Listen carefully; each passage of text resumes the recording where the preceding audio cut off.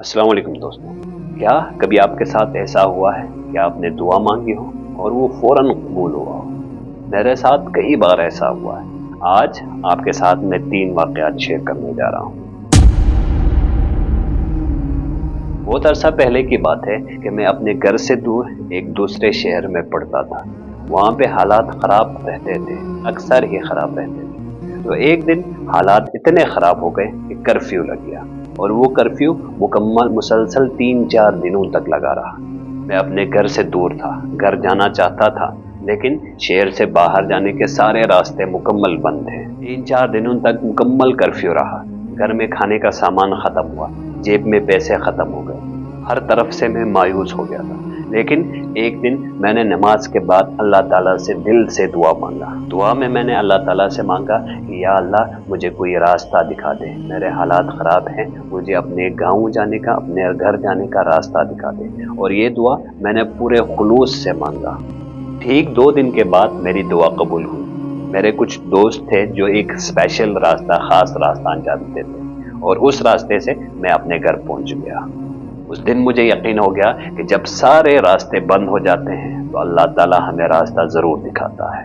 इसी तरह एक और मौके पर मेरे माली हालात बहुत ख़राब थे। फाइनेंशियली मैं बहुत ज़्यादा वीक हो चुका था। मैं अपने डेली के खर्चे पूरे नहीं कर पाता था।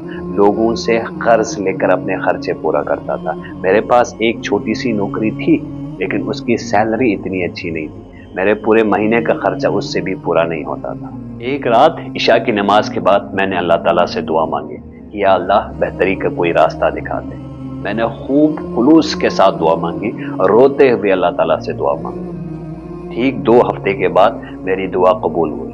मैंने कुछ महीने पहले एक इंटरव्यू दिया था किसी जॉब के लिए और मेरी जॉब की इंटरव्यू अच्छी हुई थी और मेरी दुआ कबूल हुई और मुझे वो जॉब मिल गई।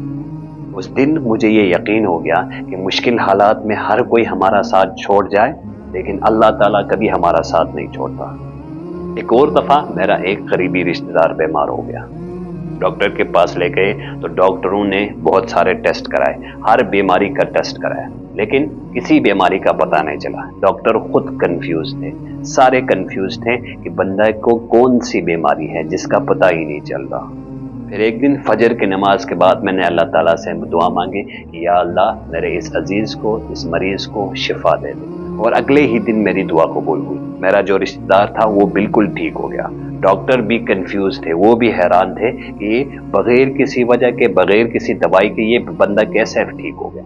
लेकिन मैं हैरान नहीं था। मुझे अल्लाह ताला पर मुकम्मल एतमाद हो गया था, यकीन हो गया था कि वो मेरी दुआएं कबूल करते हैं।